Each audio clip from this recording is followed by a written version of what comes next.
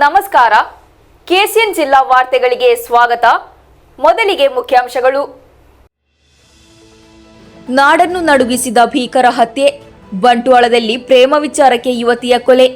ಘಟನೆಯಲ್ಲಿ ಆರೋಪಿ ಬೆಳ್ತಂಗಡಿ ನಿವಾಸಿ ಚೇತನ್ ಬಂಧನ.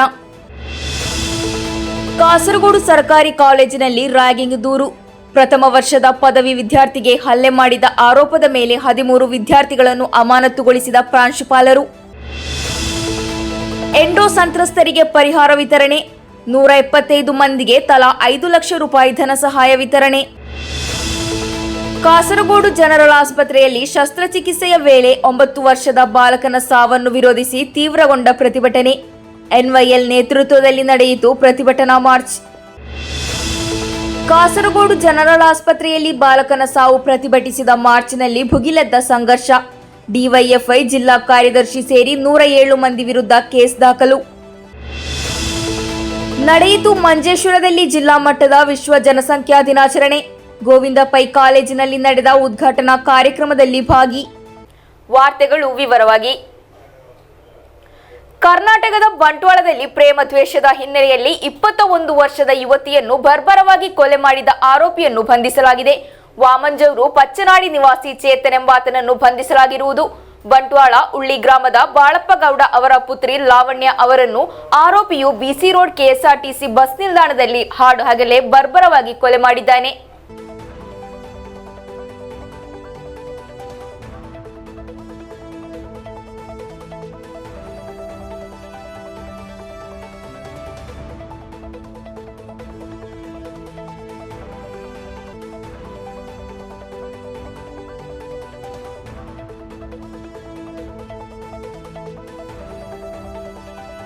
ಕರ್ನಾಟಕದ ಬಂಟ್ವಾಳದಲ್ಲಿ ಪ್ರೇಮ ವಿರಹದಿಂದ ದ್ವೇಷಗೊಂಡು 21 ವರ್ಷದ ಯುವತಿಯನ್ನು ಬರ್ಬರವಾಗಿ ಕೊಲೆ ಮಾಡಲಾದ ಘಟನೆಯಲ್ಲಿ ಆರೋಪಿಯನ್ನು ಬಂಧಿಸಲಾಗಿದೆ. ಬಂಟ್ವಾಳದ ಉಳ್ಳಿ ಗ್ರಾಮದ ಬಾಳಪ್ಪ ಗೌಡ ಅವರ ಪುತ್ರಿ ಲಾವಣ್ಯ ಕೊಲೆಗೀಡಾದ ಅಸಹಾಯಕಿ. ಆರೋಪಿಯು ಲಾವಣ್ಯ ಅವರನ್ನು ಹಾಡುಹಗಲೇ ಬಂಟ್ವಾಳದ ಬಿಸಿ ರೋಡ್ ಕೆಎಸ್ಆರ್ಟಿಸಿ ಬಸ್ ನಿಲ್ದಾಣದಲ್ಲಿ ಬರ್ಬರವಾಗಿ ಕಡಿದು ಕೊಲೆ ಮಾಡಿದ್ದಾನೆ. ಇಬ್ಬರು 4 ವರ್ಷಗಳ ಹಿಂದೆ ಪ್ರೀತಿಸುತ್ತಿದ್ದರು. ಬಳಿಕ ಯುವತಿ ಪ್ರೇಮ ಸಂಬಂಧದಿಂದ ದೂರ ಸರಿದದ್ದು ಕೊಲೆಗೆ ಕಾರಣ ಎಂದು ಪೊಲೀಸರು ತಿಳಿಸಿದ್ದಾರೆ. ಕೊಲೆ ಮಾಡಿದ ಬಳಿಕ ಯುವತಿಯ ತಂದೆಗೆ ಕರೆ ಮಾಡಿದ್ದ ಆರೋಪಿ, ನಿಮ್ಮ ಮಗಳನ್ನು ಕೊಂದಿದ್ದೇನೆ, ನಾನು ಕೂಡ ಆತ್ಮಹತ್ಯೆ ಮಾಡಿಕೊಳ್ಳುತ್ತಿದ್ದೇನೆ ಎಂದು ತಿಳಿಸಿದ್ದಾನೆ.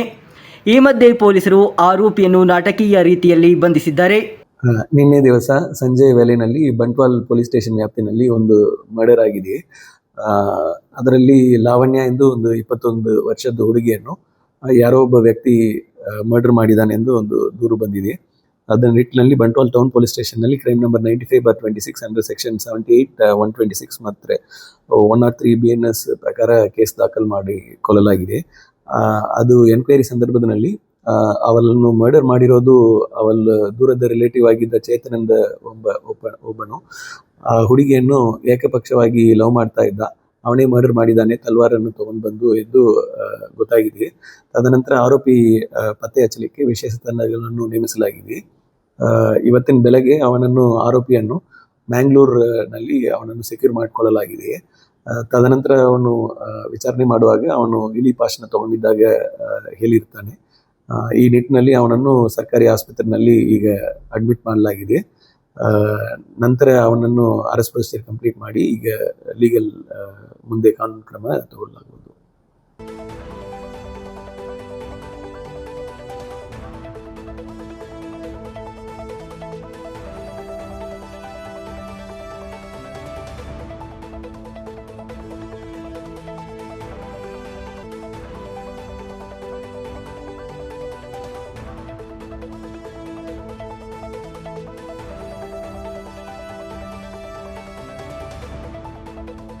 ಗುರುವಾರ ಸಂಜೆ ಬಂಟ್ವಾಳದ ಬಿಸಿ ರೋಡ್ ಕೆಎಸ್ಆರ್ಟಿಸಿ ಬಸ್ ನಿಲ್ದಾಣದಲ್ಲಿ ಈ ಕೊಲೆ ಕೃತ್ಯ ನಡೆದಿದೆ. ಕೊಲೆಗೀಡಾದ ಲಾವಣ್ಯ ಕಲ್ಲಡ್ಕದ ಖಾಸಗಿ ನರ್ಸಿಂಗ್ ಹೋಮ್ನಲ್ಲಿ ಉದ್ಯೋಗಿಯಾಗಿದ್ದರು. ನಾಡನ್ನು ನಡುಗಿಸಿದ ಈ ಕೊಲೆಯ ಆಘಾತಕಾರಿ ದೃಶ್ಯಗಳನ್ನು ಪ್ರಯಾಣಿಕರೊಬ್ಬರು ಸೆರೆ ಹಿಡಿದಿದ್ದಾರೆ.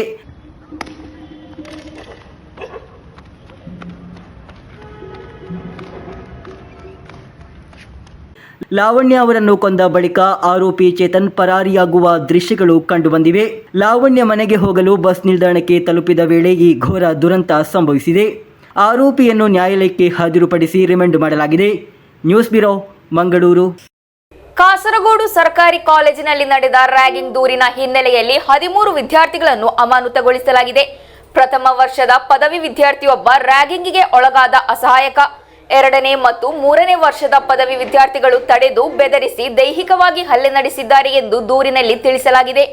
ಕಾಸರಗೋಡು ಸರ್ಕಾರಿ ಕಾಲೇಜಿನಲ್ಲಿ ವಿದ್ಯಾರ್ಥಿಯೋರ್ವನನ್ನು ರ್ಯಾಗಿಂಗ್ ಮಾಡಲಾದ ಘಟನೆಯಲ್ಲಿ ದೂರು ದಾಖಲಿಸಲಾಗಿದೆ. ಪ್ರಥಮ ವರ್ಷದ ಪದವಿ ವಿದ್ಯಾರ್ಥಿ ರ್ಯಾಗಿಂಗಿಗೆ ಒಳಗಾದ ಅಸಹಾಯಕ. ಘಟನೆಯಲ್ಲಿ ದ್ವಿತೀಯ ಹಾಗೂ ತೃತೀಯ ವರ್ಷದ 13 ಪದವಿ ವಿದ್ಯಾರ್ಥಿಗಳನ್ನು ಅಮಾನತುಗೊಳಿಸಲಾಗಿದೆ. ಪ್ರಾಂಶುಪಾಲ VS ಅನಿಲ್ ಕುಮಾರ್ ವಿದ್ಯಾರ್ಥಿಗಳ ವಿರುದ್ಧ ಈ ಕ್ರಮ ಕೈಗೊಂಡಿದ್ದಾರೆ. ಜುಲೈ 13ರಂದು ಕಾಲೇಜು ಆವರಣದಲ್ಲಿ ಈ ಘಟನೆ ನಡೆದಿದೆ ಎಂದು ತಿಳಿದು ಬಂದಿದೆ. ವಿದ್ಯಾರ್ಥಿಗಳ ಗುಂಪೊಂದು ಪ್ರಥಮ ವರ್ಷದ ವಿದ್ಯಾರ್ಥಿಯನ್ನು ತಡೆದು ಬೆದರಿಸಿ ದೈಹಿಕವಾಗಿ ಹಲ್ಲೆ ನಡೆಸಿದೆ. ಘಟನೆಯ ಬಳಿಕ ವಿದ್ಯಾರ್ಥಿ ತನ್ನ ಪೋಷಕರಿಗೆ ಮಾಹಿತಿ ನೀಡಿ ಕಾಲೇಜು ಪ್ರಾಂಶುಪಾಲರಿಗೆ ದೂರು ನೀಡಿದ್ದಾರೆ. ಕಾಲೇಜು ಅಧಿಕಾರಿಗಳು ನಡೆಸಿದ ಪ್ರಾಥಮಿಕ ತನಿಖೆಯ ಬಳಿಕ ಆರೋಪಿ ವಿದ್ಯಾರ್ಥಿಗಳನ್ನು ಅಮಾನತುಗೊಳಿಸಲಾಗಿದೆ. ರ್ಯಾಗಿಂಗಿಗೆ ಒಳಗಾದ ವಿದ್ಯಾರ್ಥಿ ಕಳೆದ ದಿನ ಪ್ರಾಂಶುಪಾಲರಿಗೆ ದೂರು ನೀಡಿದ್ದಾನೆ. ಇದರ ಆಧಾರದ ಮೇಲೆ ಗುರುವಾರ ನಡೆದ ರ್ಯಾಗಿಂಗ್ ವಿರೋಧಿ ಸೆಲ್ ಸಭೆಯು ದೂರನ್ನು ಪರಿಶೀಲಿಸಿ ಕ್ರಮ ಕೈಗೊಳ್ಳಲು ಶಿಫಾರಸು ನೀಡಿತು. ಅಸಹಾಯಕ ವಿದ್ಯಾರ್ಥಿ ಪೊಲೀಸರಿಗೆ ದೂರು ನೀಡಿದ್ದಾನೆ. ಕಳೆದ ವರ್ಷ ಕಾಲೇಜಿನಿಂದ ಶಿಸ್ತು ಕ್ರಮ ಕೈಗೊಂಡ ವಿದ್ಯಾರ್ಥಿ ಸೇರಿದಂತೆ 4 ಹೊರಗಿನಿಂದ ಬಂದು ರ್ಯಾಗಿಂಗ್ ಮಾಡಿದ್ದಾರೆ ಎಂದು ದೂರಿನಲ್ಲಿ ತಿಳಿಸಲಾಗಿದೆ. ವಿದ್ಯಾರ್ಥಿ ಹೇಳಿಕೆಯನ್ನು ಪಡೆದ ಬಳಿಕ ಪೊಲೀಸರು ವಿವರವಾದ ತನಿಖೆಯನ್ನು ಪ್ರಾರಂಭಿಸಿದ್ದಾರೆ. News bureau Kasaragod. ಎಂಡೋ ಸಂತ್ರಸ್ತರಿಗೆ ಧನ ಸಹಾಯ ವಿತರಿಸಲಾಯಿತು. 175 ಜನರಿಗೆ ತಲಾ 5 ಲಕ್ಷ ರೂಪಾಯಿಗಳಂತೆ ವಿತರಿಸಲಾಯಿತು. 2017ರ ಎಂಡೋಸಲ್ಫಾನ್ ವೈದ್ಯಕೀಯ ಶಿಬಿರದಲ್ಲಿ ಭಾಗವಹಿಸಿ ಪ್ರಾಥಮಿಕ ಪಟ್ಟಿಯಲ್ಲಿ ಸೇರ್ಪಡೆಗೊಂಡು ಅಂತಿಮ ಪಟ್ಟಿಯಲ್ಲಿ ಸ್ಥಾನ ಪಡೆಯದ ಸಂತ್ರಸ್ತರಿಗೆ ತಲಾ 5 ಲಕ್ಷ ರೂಪಾಯಿಗಳ ಆರ್ಥಿಕ ಸಹಾಯ ವಿತರಣೆ ಆರಂಭವಾಗಿದೆ. ಇದುವರೆಗೆ 175 ಫಲಾನುಭವಿಗಳಿಗೆ ಒಟ್ಟು 8,75 ಲಕ್ಷ ರೂಪಾಯಿಗಳನ್ನು ವಿತರಿಸಲಾಗಿದೆ ಎಂದು ಜಿಲ್ಲಾಧಿಕಾರಿ ಅರ್ಜುನ್ ಪಾಂಡ್ಯನ್ ಮಾಹಿತಿ ನೀಡಿದ್ದಾರೆ. ತಹಶೀಲ್ದಾರ್, ಗ್ರಾಮಾಧಿಕಾರಿಗಳ ವಿಶೇಷ ಸಭೆ ಕರೆದು ಜಿಲ್ಲಾಧಿಕಾರಿಗಳು ಆರ್ಥಿಕ ಸಹಾಯ ವಿತರಣೆ ಪ್ರಕ್ರಿಯೆಯನ್ನು ಚುರುಕುಗೊಳಿಸಿದ್ದಾರೆ. 2017ರ ಪ್ರಾಥಮಿಕ ಪಟ್ಟಿಯಲ್ಲಿ ಮಾತ್ರ ಸೇರ್ಪಡೆಗೊಂಡ 1031 ಜನರಲ್ಲಿ ಇನ್ನೂ ಅರ್ಜಿಗಳನ್ನು ಸಲ್ಲಿಸದ ಹಾಗೂ ಇನ್ನೂ ಆರ್ಥಿಕ ಸಹಾಯವನ್ನು ಪಡೆಯದಿರುವವರು ಅರ್ಜಿ ಸಲ್ಲಿಸಬೇಕಾಗಿದೆ. ಅರ್ಜಿಗಳನ್ನು ಅಕ್ಷಯ ಕೇಂದ್ರಗಳ ಮೂಲಕ ಸಲ್ಲಿಸಬಹುದು. ಅರ್ಜಿಯೊಂದಿಗೆ OP ಸಂಖ್ಯೆ, ಆಧಾರ್ ಕಾರ್ಡ್, ಬ್ಯಾಂಕ್ ಪಾಸ್ ಪುಸ್ತಕ, ರೇಷನ್ ಕಾರ್ಡ್ ಸಲ್ಲಿಸಬೇಕಾದ ದಾಖಲೆಗಳಾಗಿವೆ. ಕಳೆದ ವರ್ಷ ಜಿಲ್ಲೆಯ ವಿವಿಧ ಭಾಗಗಳಲ್ಲಿ ನಡೆದ ವೈದ್ಯಕೀಯ ಶಿಬಿರಗಳಲ್ಲಿ ಭಾಗವಹಿಸಿದ ಎಂಡೋಸಲ್ಫಾನ್ ಸಂತ್ರಸ್ತರ ಪಟ್ಟಿಯನ್ನು ಮುಂದಿನ ಕ್ರಮಕ್ಕಾಗಿ ಶೀಘ್ರದಲ್ಲೇ ರಾಜ್ಯ ಸರ್ಕಾರಕ್ಕೆ ಸಲ್ಲಿಸಲಾಗುವುದು ಎಂದು ಜಿಲ್ಲಾಧಿಕಾರಿ ಸ್ಪಷ್ಟಪಡಿಸಿದ್ದಾರೆ. ಪ್ರಸ್ತುತ 2017ರ ಎಂಡೋಸಲ್ಫಾನ್ ವೈದ್ಯಕೀಯ ಶಿಬಿರದಿಂದ ಬಾಧಿತರಾದವರಿಗೆ ಆರ್ಥಿಕ ಸಹಾಯವನ್ನು ವಿತರಿಸಲಾಗುತ್ತಿದೆ. ಅವರು ವೈದ್ಯಕೀಯ ಮಂಡಳಿಯಿಂದ ಅನುಮೋದಿಸಲ್ಪಟ್ಟ ಪ್ರಾಥಮಿಕ ಪಟ್ಟಿಯಲ್ಲಿ ಸೇರಿಸಲ್ಪಟ್ಟಿದ್ದರು. ಆದರೆ ಅಂತಿಮ ಪಟ್ಟಿಯಲ್ಲಿ ಸ್ಥಾನ ಪಡೆದಿಲ್ಲ. News bureau Kasaragod. Kasaragod general ಆಸ್ಪತ್ರೆಯಲ್ಲಿ ಶಸ್ತ್ರಚಿಕಿತ್ಸೆಯ ಸಮಯದಲ್ಲಿ 9 ವರ್ಷದ ಬಾಲಕ ಸಾವನ್ನಪ್ಪಿದ ಘಟನೆಯ ವಿರುದ್ಧ ಪ್ರತಿಭಟನೆಗಳು ತೀವ್ರಗೊಂಡವು. NYL ನೇತೃತ್ವದಲ್ಲಿ ಜನರಲ್ ಆಸ್ಪತ್ರೆಗೆ ಮಾರ್ಚ್ ನಡೆಸಲಾಯಿತು. ಮಾರ್ಚ್ನಲ್ಲಿ ಹಲವು ಮಂದಿ ಭಾಗವಹಿಸಿದ್ದರು.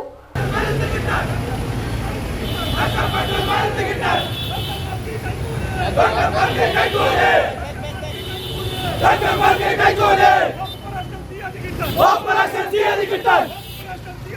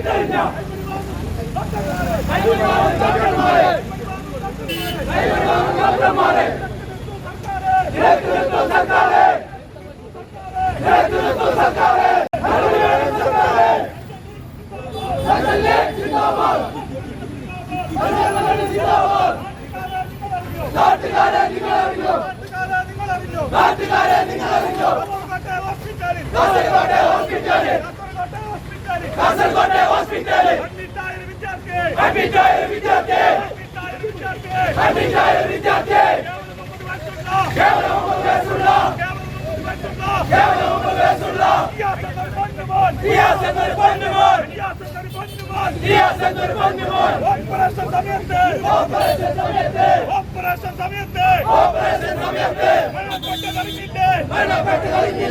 ಕಾಸರಗೋಡು ಜನರಲ್ ಆಸ್ಪತ್ರೆಯ ಶಸ್ತ್ರಚಿಕಿತ್ಸೆಯ ವೇಳೆಯಲ್ಲಿ 9 ವರ್ಷದ ಬಾಲಕನ ಸಾವಿಗೆ ಕಾರಣರಾದವರ ವಿರುದ್ಧ ಕ್ರಮ ಕೈಗೊಳ್ಳಬೇಕೆಂದು ಒತ್ತಾಯಿಸಿ ನ್ಯಾಷನಲ್ ಯೂತ್ ಲೀಗ್ ನೇತೃತ್ವದಲ್ಲಿ ಕಾಸರಗೋಡು ಜನರಲ್ ಆಸ್ಪತ್ರೆಯ ಮುಂದೆ ಮಾರ್ಚ್ ಹಾಗೂ ಧರಣಿ ನಡೆಸಲಾಯಿತು. ಐಎನ್ಎಲ್ ಜಿಲ್ಲಾಧ್ಯಕ್ಷ ಆಸೀಸ್ ಕಡಪುರ ಮಾರ್ಚ್ ಅನ್ನು ಉದ್ಘಾಟಿಸಿದರು. ಪ್ರತಿಭಟನೆಯ ವೇಳೆಯಲ್ಲಿ ಘರ್ಷಣೆಗಳು ಉಂಟಾಗಬಹುದೆಂಬ ಕಾರಣದಿಂದ ಆಸ್ಪತ್ರೆಯ ಆವರಣದಲ್ಲಿ ಪೊಲೀಸರು ಭಾರೀ ಭದ್ರತಾ ವ್ಯವಸ್ಥೆಯನ್ನು ಮಾಡಿದ್ದರು. News bureau, Kasaragod.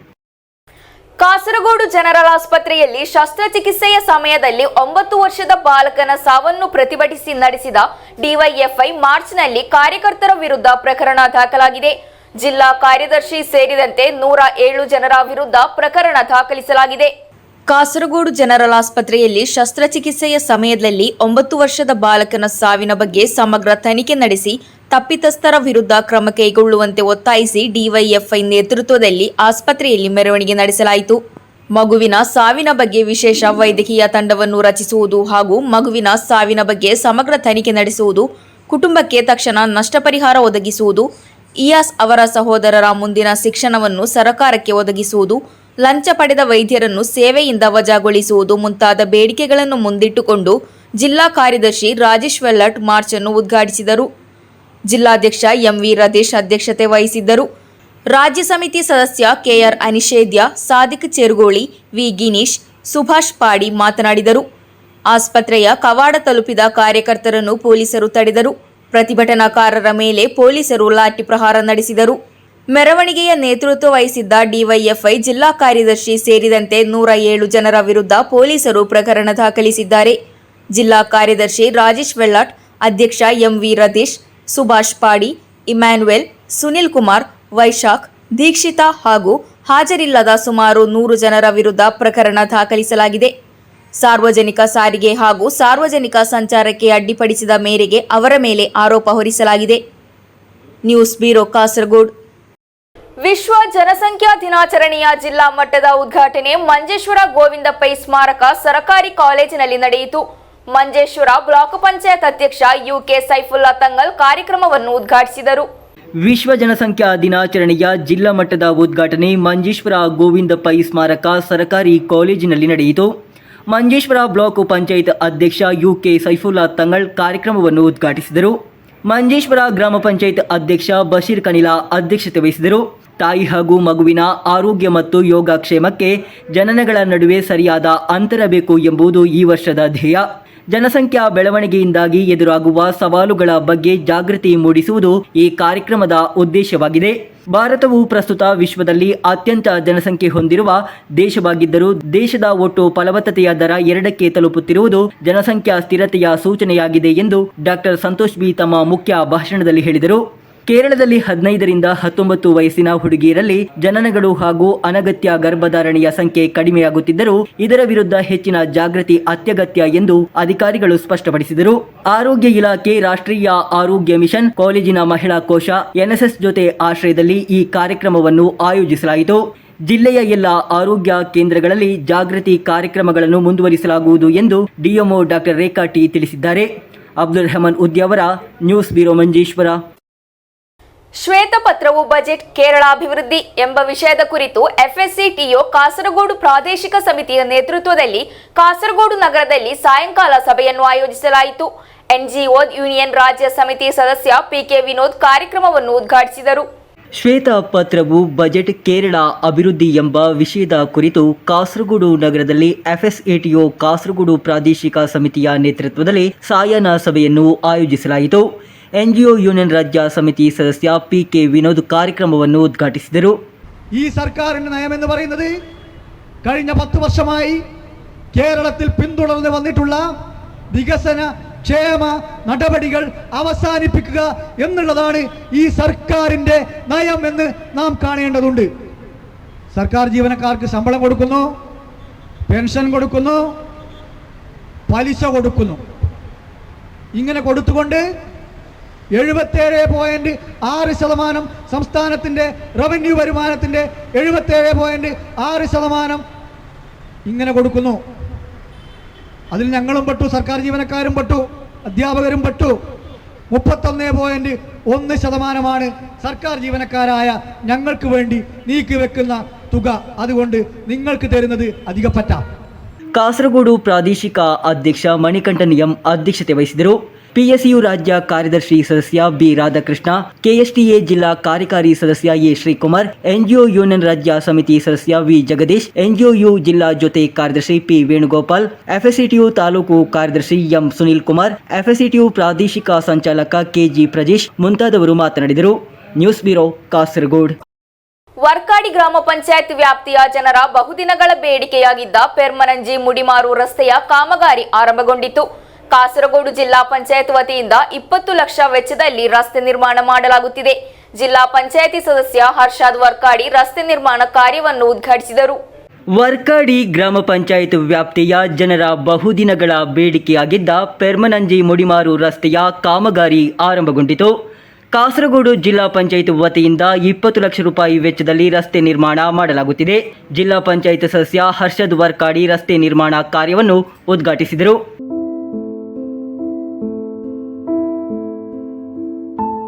Manjeshwar block panchayat ಉಪಾಧ್ಯಕ್ಷೆ ಕಮಲಾಕ್ಷಿ ಕೆ, ವರ್ಕಾಡಿ ಗ್ರಾಮ ಪಂಚಾಯತ್ ಸದಸ್ಯೆ ಮಾಲತಿ ಶುಭ ಹಾರೈಸಿ ಮಾತನಾಡಿದರು. ಸಮಾರಂಭದಲ್ಲಿ ರಾಧಾ ಮಂಜಪ್ಪ ಶೆಟ್ಟಿ, ಅಬುಬಕರ್ ಪೊಯ್ಯೆ, ಡಿ ಬೋಬಾ, ಗಂಗಾಧರ ಶೆಟ್ಟಿ, ಪದ್ಮನಾಭ ಅಡಿಯತಾಯ, ಅರುಣ್ ಕುಮಾರ್ ಶೆಟ್ಟಿ, ರೋಣಿ ಡಿಸೋಜಾ, ವಿನೋದ್ ಕುಮಾರ್, ನಾಗೇಶ್ ಬಳ್ಳೂರು, ಜಯಪ್ರಕಾಶ್ ಅಡ್ಡಿತಾಯ, ರಾಜೇಶ್ ಕಾನದಗಟ್ಟೆ ಸೇರಿದಂತೆ ಸ್ಥಳೀಯರು ಉಪಸ್ಥಿತರಿದ್ದರು. Abdul Rahman Udyavar, news bureau, Manjeshwar. ASK Alampadi ನೇತೃತ್ವದಲ್ಲಿ GCC ಸಮಿತಿಯಿಂದ ಸ್ನೇಹದ ಉಡುಗೊರೆ ಹಾಗೂ ಸನ್ಮಾನ ಸಮಾರಂಭವನ್ನು ಆಲಂಪಾಡಿ ಸರ್ಕಾರಿ ಹೈಯರ್ ಸೆಕೆಂಡರಿ ಶಾಲೆಯಲ್ಲಿ ಆಯೋಜಿಸಲಾಯಿತು. ವಿದ್ಯಾನಗರ ಪೊಲೀಸ್ ಠಾಣೆಯ ಸಬ್ ಇನ್ಸ್ಪೆಕ್ಟರ್ ಅನೂಪ್ ಎಸ್ ಸಮಾರಂಭವನ್ನು ಉದ್ಘಾಟಿಸಿದರು. ಆಸ್ಕ್ ಆಲಂಬಾಡಿ ನೇತೃತ್ವದಲ್ಲಿ ಆಯೋಜಿಸಿದ ಸ್ನೇಹದ ಉಡುಗೊರೆ ಹಾಗೂ ಸನ್ಮಾನ ಸಮಾರಂಭವನ್ನು ವಿದ್ಯಾನಗರ ಪೊಲೀಸ್ ಠಾಣೆಯ ಸಬ್ ಇನ್ಸ್ಪೆಕ್ಟರ್ ಅನೂಪ್ ಎಸ್ ಉದ್ಘಾಟಿಸಿದರು. ಆಸ್ಕ್ ಅಧ್ಯಕ್ಷ ಗಪ್ಪು ಆಲಂಬಾಡಿ ಅಧ್ಯಕ್ಷತೆ ವಹಿಸಿದರು. ಮೈ ಭಾರತ್ ಕೇಂದ್ರ ಜಿಲ್ಲಾ ಯುವ ಅಧಿಕಾರಿ ಆಶಾ ಫ್ರಾನ್ಸಿಸ್ ಮುಖ್ಯ ಅತಿಥಿಯಾಗಿದ್ದರು. ಆಸ್ಕ್ GCC ಅಧ್ಯಕ್ಷ ಮೊಹಮ್ಮದ್ ಆಲಂಬಾಡಿ ಮುಖ್ಯ ಭಾಷಣ ಮಾಡಿದರು. ಆಲಂಬಾಡಿ ಸರ್ಕಾರಿ ಹೈಯರ್ ಸೆಕೆಂಡರಿ ಶಾಲೆಯ ವಿದ್ಯಾರ್ಥಿಗಳಿಗೆ ಸಮವಸ್ತ್ರ, ಬ್ಯಾಗ್ ಹಾಗೂ ಛತ್ರಿಗಳನ್ನು ವಿತರಿಸಲಾಯಿತು. ಕಳೆದ ವರ್ಷ SSLC ಹಾಗೂ +2 ಪರೀಕ್ಷೆಗಳಲ್ಲಿ ಉತ್ತೀರ್ಣರಾದ ವಿದ್ಯಾರ್ಥಿಗಳು ಹಾಗೂ ಅವರ ಯಶಸ್ವಿಗೆ ಕಾರಣರಾದ ಶಿಕ್ಷಕರನ್ನು PTA ಸಮಿತಿಯನ್ನು ಪ್ರೀತಿಯ ಉಡುಗೊರೆಗಳೊಂದಿಗೆ ಸನ್ಮಾನಿಸಲಾಯಿತು. ಆಲಂಬಾಡಿ ಸರ್ಕಾರಿ ಹೈಯರ್ ಸೆಕೆಂಡರಿ ಶಾಲೆಯ ಹಳೆ ವಿದ್ಯಾರ್ಥಿ ಹಾಗೂ ದೆಹಲಿ ವಿಶ್ವವಿದ್ಯಾಲಯದ ಇಂಗ್ಲಿಷ್ ಸಾಹಿತ್ಯದಲ್ಲಿ ಗೌರವ ಡಾಕ್ಟರೇಟ್ ಪಡೆದ ಅಬ್ದುಲ್ ಹಮೀದ್ ಅವರನ್ನು ಕಾರ್ಯಕ್ರಮದಲ್ಲಿ ಸನ್ಮಾನಿಸಲಾಯಿತು. ವಾರ್ಡ್ ಸದಸ್ಯ ಮಾಹಿನ್ ಆಲಂಬಾಡಿ, PTA ಅಧ್ಯಕ್ಷ KK ಅಬೂಬಕರ್, ಶಾಲಾ ಪ್ರಾಂಶುಪಾಲೆ ರಮ್ಲಾ SR, ಪ್ರಭಾರ ಮುಖ್ಯೋಪಾಧ್ಯಾಯ ಅಬ್ದುಲ್ ಹಕೀಂ ಮುಂತಾದವರು ಮಾತನಾಡಿದರು. ಆಸ್ಕ್ ಪ್ರಧಾನ ಕಾರ್ಯದರ್ಶಿ ಹವ ಸ್ವಾಗತಿಸಿ ಆಸ್ಕ್ GCC ಪ್ರಧಾನ ಕಾರ್ಯದರ್ಶಿ ದಾವೂದ್ ಮಿಹರಜ್ ಧನ್ಯವಾದವಿತ್ತರು. News bureau, Kasaragod. ಕೊನೆಯಲ್ಲಿ ಮತ್ತೊಮ್ಮೆ ಮುಖ್ಯಾಂಶಗಳು. ನಾಡನ್ನು ನಡುಗಿಸಿದ ಭೀಕರ ಹತ್ಯೆ. ಬಂಟ್ವಾಳದಲ್ಲಿ ಪ್ರೇಮ ವಿಚಾರಕ್ಕೆ ಯುವತಿಯ ಕೊಲೆ. ಘಟನೆಯಲ್ಲಿ ಆರೋಪಿ ಬೆಳ್ತಂಗಡಿ ನಿವಾಸಿ ಚೇತನ್ ಬಂಧನ. ಕಾಸರಗೋಡು ಸರ್ಕಾರಿ ಕಾಲೇಜಿನಲ್ಲಿ ರ್ಯಾಗಿಂಗ್ ದೂರು. ಪ್ರಥಮ ವರ್ಷದ ಪದವಿ ವಿದ್ಯಾರ್ಥಿಗೆ ಹಲ್ಲೆ ಮಾಡಿದ ಆರೋಪದ ಮೇಲೆ 13 ವಿದ್ಯಾರ್ಥಿಗಳನ್ನು ಅಮಾನತುಗೊಳಿಸಿದ ಪ್ರಾಂಶುಪಾಲರು. ಎಂಡೋ ಸಂತ್ರಸ್ತರಿಗೆ ಪರಿಹಾರ ವಿತರಣೆ. 175 ಮಂದಿಗೆ ತಲಾ 5 ಲಕ್ಷ ರೂಪಾಯಿ ಧನ ಸಹಾಯ ವಿತರಣೆ. ಕಾಸರಗೋಡು ಜನರಲ್ ಆಸ್ಪತ್ರೆಯಲ್ಲಿ ಶಸ್ತ್ರಚಿಕಿತ್ಸೆಯ ವೇಳೆ 9 ವರ್ಷದ ಬಾಲಕನ ಸಾವನ್ನು ವಿರೋಧಿಸಿ ತೀವ್ರಗೊಂಡ ಪ್ರತಿಭಟನೆ. NYL ನೇತೃತ್ವದಲ್ಲಿ ನಡೆಯಿತು ಪ್ರತಿಭಟನಾ ಮಾರ್ಚ್. ಕಾಸರಗೋಡು ಜನರಲ್ ಆಸ್ಪತ್ರೆಯಲ್ಲಿ ಬಾಲಕನ ಸಾವು ಪ್ರತಿಭಟಿಸಿದ ಮಾರ್ಚ್ನಲ್ಲಿ ಭುಗಿಲೆದ್ದ ಸಂಘರ್ಷ. DYFI ಜಿಲ್ಲಾ ಕಾರ್ಯದರ್ಶಿ ಸೇರಿ 107 ಮಂದಿ ವಿರುದ್ಧ ಕೇಸ್ ದಾಖಲು. ನಡೆಯಿತು ಮಂಜೇಶ್ವರದಲ್ಲಿ ಜಿಲ್ಲಾ ಮಟ್ಟದ ವಿಶ್ವ ಜನಸಂಖ್ಯಾ ದಿನಾಚರಣೆ. ಗೋವಿಂದ ಪೈ ಕಾಲೇಜಿನಲ್ಲಿ ನಡೆದ ಉದ್ಘಾಟನಾ ಕಾರ್ಯಕ್ರಮದಲ್ಲಿ ಭಾಗಿ. ಇಂದಿನ ವಾರ್ತಾ ಸಂಚಿಕೆ ಇಲ್ಲಿಗೆ ಮುಕ್ತಾಯವಾಯಿತು. ಮುಂದಿನ ವಾರ್ತಾ ಸಂಚಿಕೆಯಲ್ಲಿ ಮತ್ತೆ ಭೇಟಿಯಾಗೋಣ. ವಂದನೆಗಳು.